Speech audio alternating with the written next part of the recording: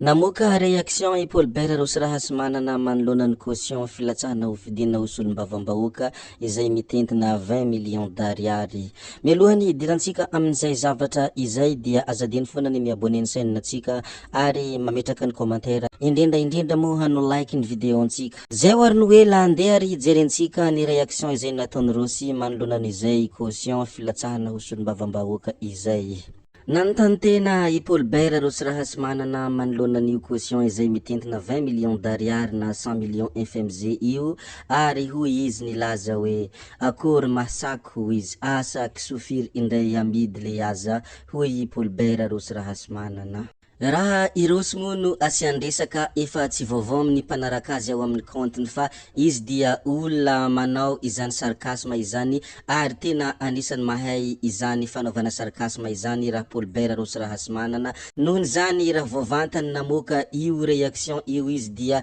efa fantany ireo mpanaraka azy ny tiany atongavana ary efa fantany ireo ihany koa izay zavatra tiany ho tenenina. Noho zany raha vantany vao namoaka io i Paul Bert Rosy Rahasimana dia efa namoaka fanehoan-kevitra avy hatrany ireo mpanaraka azy ao amin'ny tambanjotra antserasera ka hoy olona anankiray nilazaka nanao hoe maivana amin'ny tatandrazana ity caution ity hoy izy satria marika tatandrazana manko efa hita manangasanga ao amin'ny tambanjotra antserasera fa hilatsaka député ka izany no antony nolazany olona anankiray hoe tena maivana amin'ny tatandrazana ity caution ity. Ka hoy aho hoe rehefa mamoaka ny fanehoan-kevitra ireo mpanaradia any Rosy ao amin'ny tambanjotra antserasera dia tena misy hevitra ambadika be ary misy hevitra finosiny daolo ny fanehoan-kevitra izay avokany izy reo. Ity zao misy olona anankiray nilaza izy ka nanao hoe tsy efa vokatra indray ve ny trondro amin'izany ka anatero trondro isambaravarana daolo ireo zay nanao ity fanapahan-kevitra ity ho izy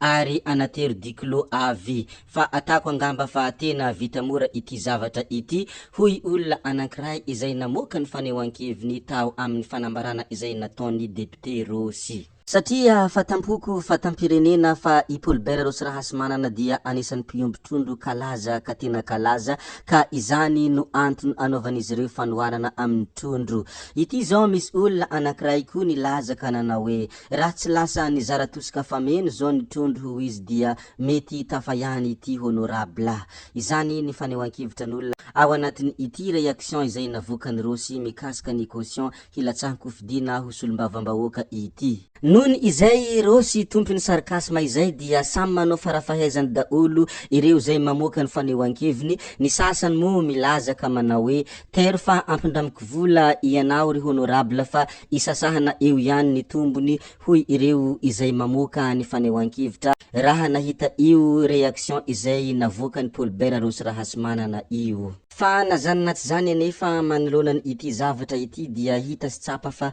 tena mampalahelo ireo trondro ary indrindra mampalahelo ihany koa ny kisoa izay ompiny honorable Rosy satria ny caution ve no manao ny ataony dia ny trondro no voatondromolotra, ny caution ve manao ny ataony ny kisoa ndray no hamidy so de mba tsy rariny kosa ny zavatra toy izany koa dia tokony mitady fikahafa i député Rosy mba handoavana io caution io. Rehefa iny sy iny mo izay zavatra navokany Paul Bert Rosy Rahasimana dia izahay ato amin'ny chaîne mivavaka mafy ho an'ny Paul Bert Rosy Rahasimana mba hahita vola izay andoavana izany caution zany indrindra mba tsy ho tonga amin'izany fandafosana trondro sy kisoa izany satria tena mbola mahafinaritra anay ny mahita ireo trondro ompiny sy ny kisoa zay ompiny. Nohon zany dia mangataka amin'ny Zanahary sy ny razana mba hahita vola handoavana io caution io. Zay fa apetraka tsika hatreo ny vidéo ry tompoko vavy sy tompoko lahy koa dia mankasitraka tsika rehetra na vitany heno hatramin'ny farany fa hametra beloma izahay tsy ataonay lava loatra ny resaka